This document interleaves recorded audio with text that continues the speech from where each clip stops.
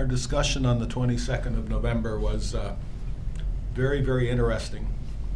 I think we can draw two conclusions from it. One is that there is a very strong general agreement that an Aboriginal Women's Health Research Center is a good idea, and maybe even more so that it should be doable. And the second fact is that there is much to discuss to establish an institute like this. We decided to move away from specific issues and take up some general themes. And we have 7 of them: operations, administration, logistics, relationships, infrastructures, ethics, and funding. And that group of 7 is what we hope to spend most of our time on today. In all of this then, which would come up in the context that we work in community-based research, is culture. And so does culture need to be a thematic area in the sense of how do we indigenize, which is this term that everyone's using?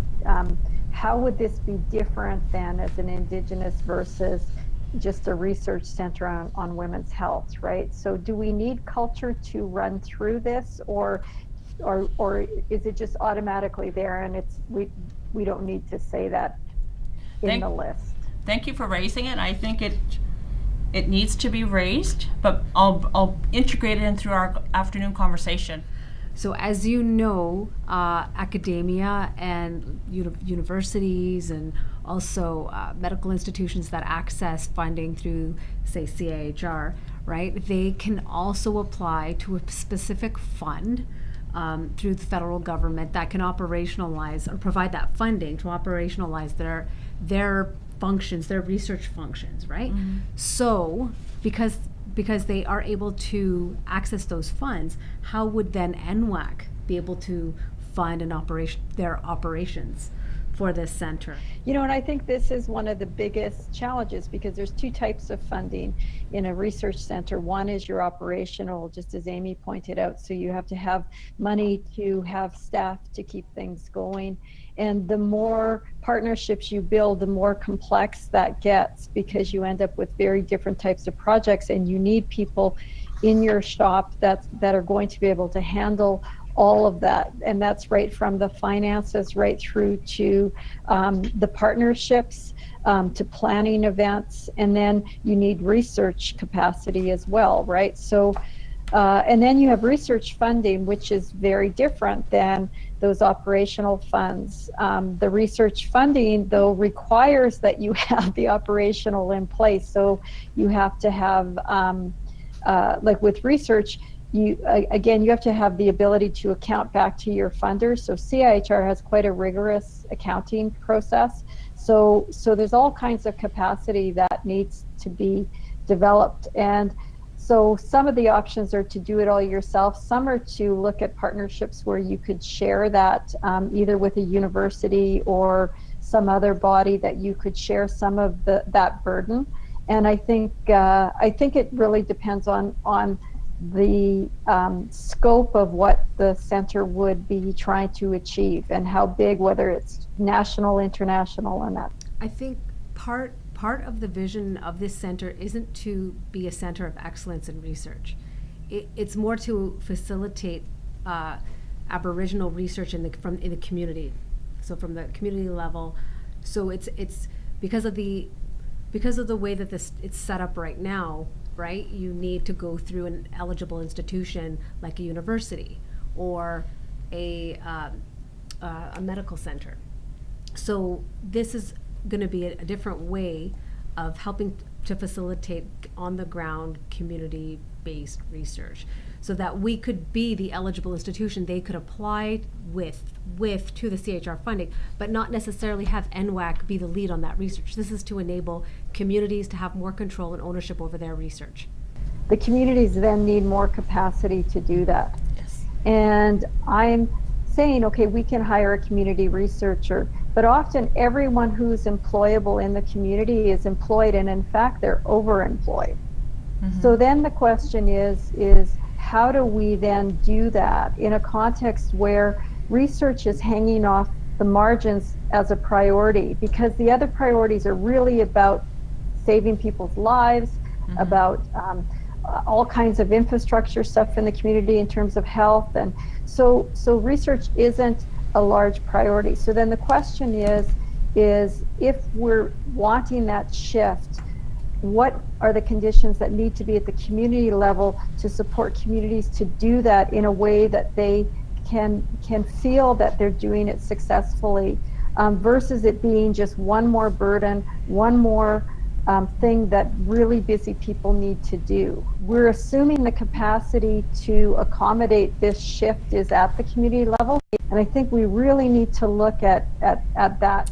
The university ethics and the university might not necessarily recognize Indigenous methodologies and Indigenous methods to the same extent that they validate the existing, what they're more used to, the Western methodologies. So that would be one of my main concerns with partnering, to the extent to which partnering with a university for the operations would be ensuring that then there is the cultural component and the Indigenous methodology to the extent the communities want it. I don't believe that the goal in terms of partnering, that federal funding should be, up there as a consideration. It should maybe be a last resort, because we've already seen it too many times over, that change in government, change in funding, and then you're starting at ground zero again. So NWAC, in our peak department, we did a little review of different private sector partnerships.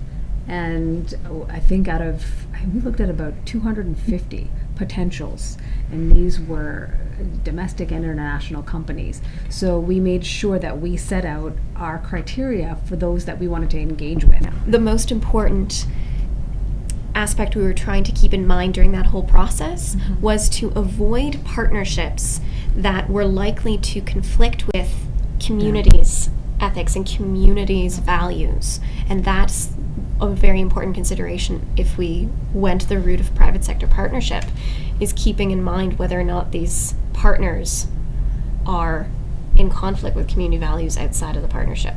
I know when the universities apply for this particular fund to operationalize their research, it doesn't change with the government. It has always existed and it doesn't change. And when I phone to find out whether or not, well, for an eligible institution as well, can we access this fund as well? The answer is no. You have to be a university or a hospital. Educational institution. So yeah, an educational institution. Yeah. So I'm thinking, so then now do we have to turn NWAC into an educational institution to be able to get operational funding that is accessible to all the other eligible institutions? So it's kind of like, well, you're giving us, CHR is giving us this designation, but it's not, we're not able to use it. I believe we will need really tight policy around ethics, research ethics, and I mean the whole question about should we now develop an RAB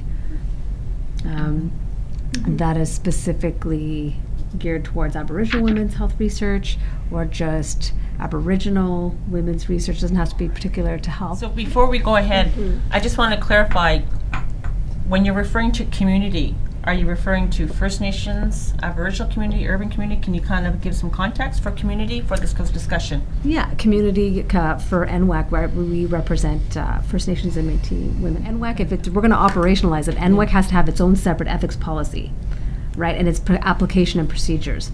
Separate from that, our communities are going to have their own ethical protocols and practices and their own, whatever you want to call it, ethics codes. So when they're on the ground community-based communities, they're depending on what they want.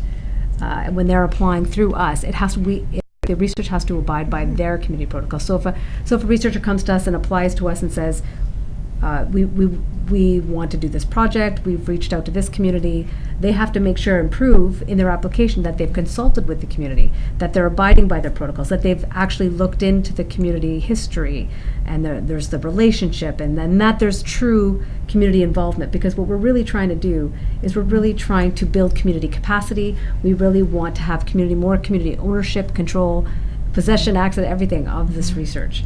Are you suggesting that NWAC become a funding mentor, where you're providing? They've identified some potential funding to get some health research done, but they don't know how to do it. They don't know how to start. They don't know how to apply, and NWAC is going to help. Is going to mentor them through the application process, or are you the funder? No, we're not the funder. We're an eligible institution that can apply to funding. So when we apply to the CIHR funding, right, we're an eligible institution so that we can have the funding come to NWAC. As a university. So the universities, the researchers apply through their university, they identify University of Toronto, University of Montreal, wherever it is, and the funding from CIHR goes to the university, right? And the universities take a big cut of the money. This is going to hopefully change that, where the money will be more for the communities. Like the universities also employ researchers, right? Yeah. So that's paid by those grants. So that's where I think going back to getting those grants, because you're going to have to employ a body of people to do the research. Like you're going to have a team of researchers, just like the universities have in order to do that, right? If NWAC takes away the indirect costs from the university and the research funding, the university is going to say, well, you can partner, but you're not going to get any credit for it when you go for promotion or tenure or for merit. So I'm not sure what the incentive is. So the researcher will partner with you, but then they're going to have to turn around and still apply for grants in order to meet their employment contract, right?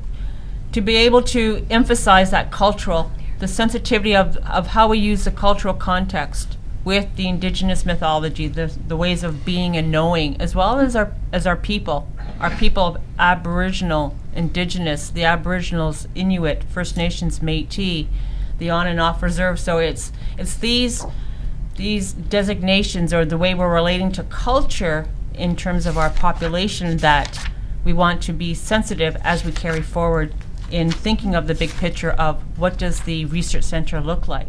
So it's a buzzword, but we're putting money towards it, innovation right now, and healthcare research, which leads to health recommendations within healthcare. Healthcare is the largest industry in the world, and it is the least innovative, or the industry that can benefit the most from innovation. So all the provinces are creating organizations to push innovation into healthcare. Culture of innovation procurement is the bigger buzz term now, and it's lacking in healthcare. It can and will change, because they're going to run out of money to deliver healthcare if they don't innovate. Another resource that was suggested, a resource to identify Aboriginal researchers across Canada, that would be made available to communities, so that communities would know who they are, and that they've been vetted by people that know. The end goal would be to have that database available online, so that then communities can search through in the area where they would like to do research in their community, so that then they can match up with someone that they think would be a best fit. The private sector funding, specifically pharmaceutical industry. I know Cynthia had mentioned that in her experience, the answer is usually coming from communities. It's usually a no. And I do understand why, from a financial perspective, that's something that needs to be discussed. But I would have a few concerns, namely both perception and actuality of the corporations expecting something out of that partnership once the money's in there. And from whether or not that is just perception or actuality, then how comfortable communities will feel with that, particularly if even if the corporation is doing good work in contributing money, if in their other actions they're at odds with the community's values, we want this to be very much in line with Indigenous values and community values, and we want the communities to feel comfortable. My other concern is if the corporations in some way are involved in the communities and then they have a financial interest in what goes on there, my concern would be a power dynamic where they're also then involved in with research that's being done. So that would be some of my main concerns. Do we know that we don't know?